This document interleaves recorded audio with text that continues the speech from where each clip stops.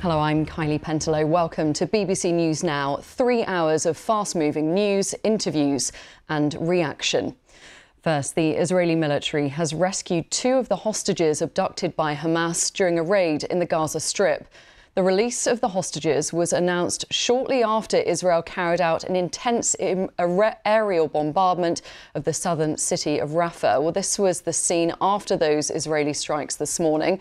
A spokesman for the Hamas-run health ministry says at least 67 Palestinians were killed. A doctor at a nearby hospital said it was unable to cope with the number of injured. Helicopters and boats were also involved in the attack. The 2 Israeli hostages, Fernando Marman and Louis Haas, seen here reunited with their families, are said to be in a good condition. It's thought to be only the second time Israel has carried out a successful military operation to rescue hostages. The Israeli Prime Minister Benjamin Netanyahu said only continued military pressure will free more hostages. Well, Israel's offensive in Rafah looks set to continue. Our international editor Jeremy Bowen examines whether this is to become the next battle zone in Gaza. Where will they take us? What will they do with us? Rafah is the most southerly town in Gaza. And it's the place where most of the population of Gaza has been fleeing to as the Israelis have advanced from the north. You can see the influx of people from these satellite pictures. Now, you can see the difference. All those little markings are tents. There are about 1.4 million people estimated to be in Rafah. That's 5 times its usual population. They thought they might be safer there, but now Israel says they're going to attack. We have instructed the army to prepare the operation in Rafah. The Israelis say moving in on Rafah is a military necessity in pursuit of what the Prime Minister calls total victory against Hamas. They want to get into those tunnels. We're going to get them 1 meter after another, 1 tunnel after another. And as well as that, they want to get more than 100 Israeli hostages back. So many people have ended up in Rafah because they've been pushed down from the north and there's nowhere else for them to go. They've reached the border. They're living in terrible conditions there, exhausted after 4 months of war. We hear that the Israelis are planning a military operation in the south. Where will they take us? The Israelis say that they can open a safe passage for civilians in Rafah, but the man who heads the UN agency that looks after Palestinian refugees doesn't believe them. We haven't seen any safe haven since the beginning of the war, but there is nothing safe in Gaza. The problem with Israel's argument is a safe passage to where? North of them, there's the devastation of war and the Israeli army. South of them, there's the closed Egyptian border. Well, let's speak to Jeremy now. So we have 2 Israeli hostages rescued, 67 Palestinians killed. Will Netanyahu, Jeremy, see this latest offensive as a success? Well, to start with, the Israelis are saying this is not the big offensive that people have been talking about. You know, the issue, as I was saying in that video, the issue is that they want to go down and, as they would see it, go after Hamas in that area. But there are these roughly 1.5 million civilians who are also there. So this was a raid to get those hostages out. And the army, the Israeli army, has been saying that they've known about their whereabouts for some time and they've been planning this, and they decided to go in under a very heavy bombardment, and subsequently as they pulled out, an even heavier bombardment, which is why so many Palestinians were killed. But it's not the big raid. However, of course, for Mr. Netanyahu, it's vindication of his point of view, which he says to get hostages out, it's not about doing deals with the terrorists of Hamas. It's actually about showing that Israel is strong and remorseless, and that Hamas will therefore be forced to give up these people. We saw in your report there that the population of Rafah has swelled, people seeking safety heading there, but they face further attacks. What can they do now? I think the people in Rafah at the moment, there's nothing they can do. When they talk in terms of, we sit here waiting for our fate, we sit here waiting for death. they've ended up in Rafah because they've run out of places to hide. They've gone right down to the south of Gaza, and the very heavily defended Egyptian border is a hard stop for them. So the Americans are putting a lot of pressure on Israel if they're going to attack in a big way Rafah, I mean a really big way, taking days or weeks, is to move those people out. So there's some theories that they might be moved back up to the north of Gaza, which, by the way, is a wasteland.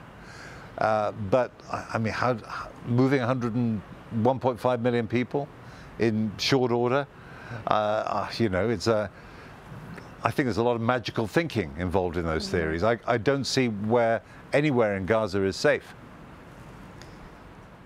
What is the situation like that you're hearing from people in Rafah at the moment? We're going to be speaking to someone from UNICEF who's in Rafah, but is the situation as dire as we're hearing? I think it's desperate. I think it's absolutely desperate. These are people, don't forget, many of whom have lost everything. Their homes further north are in ruins. Many of them have lost members of their families, sometimes large numbers of people from their families. They haven't eaten properly in a long time, shortages of water, living out of doors. It is, you know, it's not like they're on a camping holiday there. They are going through massive trauma that is going to affect the way they think and look at life, I think, until the day that they die. OK, Jeremy Bowen, we'll leave it there for now. Thank you very much for joining us.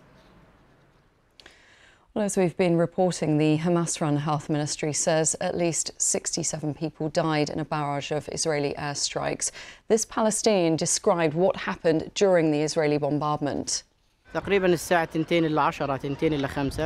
approximately midnight, we heard the sounds of strong explosions, as if hell had opened up on the civilians.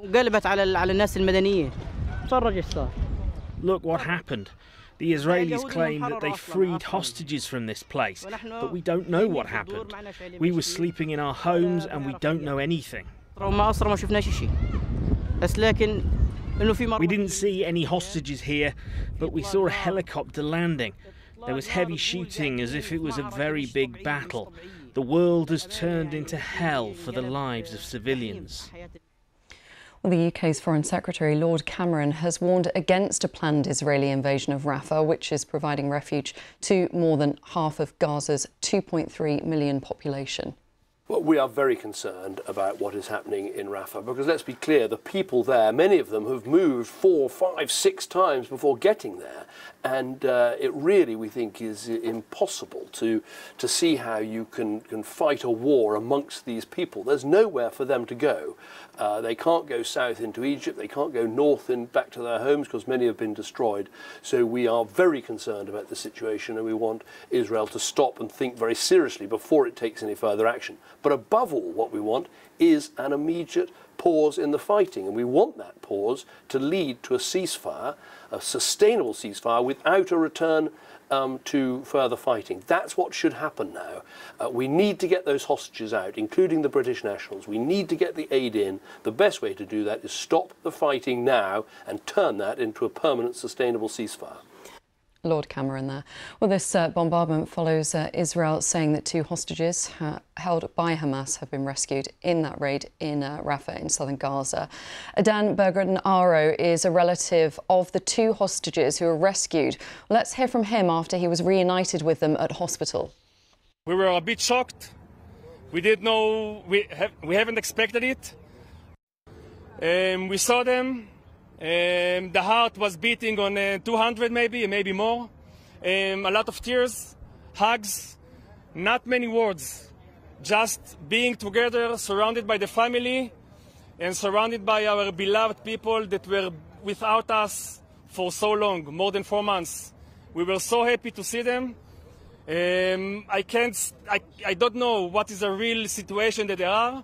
Mentally, they look okay, physically they look okay, but I'm sure that, you know, we're going to have ups and downs in the coming days or weeks. And we really hope for good, and we wish them good health.